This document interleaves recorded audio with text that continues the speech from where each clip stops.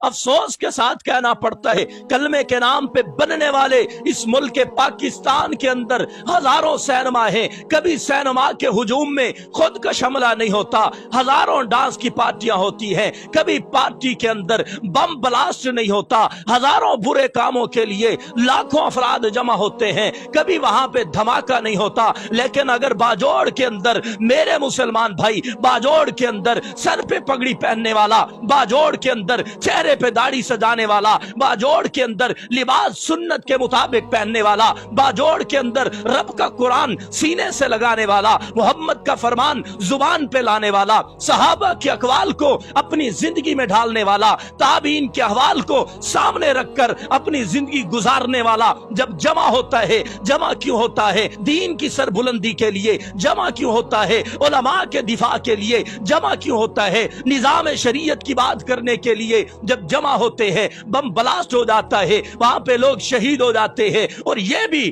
افسوس کے ساتھ کہنا پڑتا ہے کہ میاں سکول اور کالج کے اندر یا پاکستان کے کسی کونے کے اندر بم بلاسٹ ہو جائے، دھماکہ ہو جائے، حکومت کے چپڑاسی سے لے کر افسر تک، افسر سے لے کر وزیر تک، وزیر سے لے کر صدر تک، اور پاکستان کے علاوہ ہر ممالک سے مذمتی بیان نظر آتا ہے۔ لیکن جب میرا بھائی شہید کیا جاتا ہے، سنتوں کو اپنانے والا، قرآن کا نام لینے والا شہید کیا جاتا ہے، تو لوگ مذمتی بیان کو چھوڑ دیجئے، لوگ خوشیاں مناتے نظر آتے ہیں۔ ایسے جاہل بھی ہیں جو یہ کہتے نظر آتے ہیں اچھا ہوا ہے مولانا فضل الرحمان کے چاہنے والے کم ہو گئے ہیں۔ میں نے کہا رے جاہل، اپنی زبان کو لگام دے۔ علماء تو کہتے ہیں موت العالم موت العالم، میاں عالم مر جائے صرف عالم نہیں مرتا، سارا جہان مر جاتا ہے۔ اور میرے شہیدوں، میں تمہیں مبارکباد دینا چاہتا ہوں، میں تمہیں خراج تحسین پیش کرنا چاہتا ہوں، میں تمہیں شاباش دینا چاہتا ہوں۔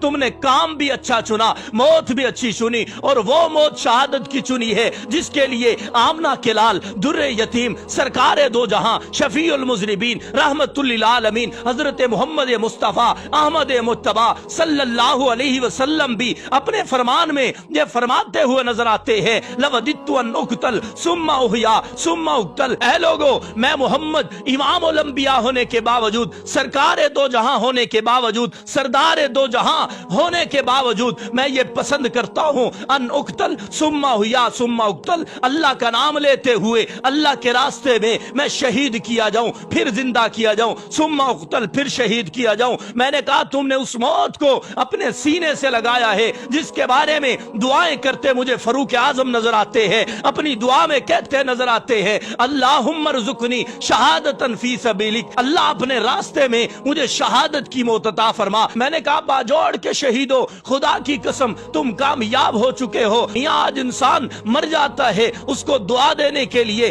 آج بندے نہیں ملتے، لیکن خدا کی قسم تمہاری شہادت کے اوپر علماء کی آنکھیں نم ہیں، تمہاری شہادت کے اوپر طلباء کے دل غمگین ہیں، تمہاری شہادت کے اوپر شیوخ الحدیث اپنے ہاتھ اٹھائے ہوئے ہیں، آنکھوں میں آنسو ہیں، دل غمگین ہے، تمہاری طرف توجہ ہے، اللہ سے عرض کر رہے ہیں اللہ میرے ان بھائیوں کو، میرے ان بیٹوں کو جو تیرے علماء کے دفاع کی خاطر، ختم نبوت کی حفاظت کی خاطر، قرآن کی عظمت کی خاطر کٹھے ہوئے تھے، انہیں شہید کیا گیا ہے، اللہ ان کے درجات کو بلند فرما، اللہ ان کی شہادت کو اپنی بارگاہ میں قبول فرما۔ اور میں سلام پیش کرتا ہوں اپنے پختون بھائیوں کو، خدا کی قسم اٹھا کے میں کہتا ہوں اپنے بیانوں کے اندر، اپنے وعظوں کے اندر، اپنی مجالس کے اندر میں ہر وقت یہی کہتا ہوں کہ ہمارے پٹھان بھائی خدا کی قسم دین کے اندر ہم سے بہت آگے ہیں، جہاد کے اندر ہم سے آگے ہیں، نماز پڑھنے کے اندر ہم سے آگے ہیں، شہادت حاصل کرنے کے اندر ہم سے آگے ہیں، تبلیغی جماعت میں جانے کے لیے ہم سے آگے ہیں۔ اور اے شہدائے باجوڑ، میں تمہیں ایک ہاتھ سے نہیں بلکہ دونوں ہاتھ سے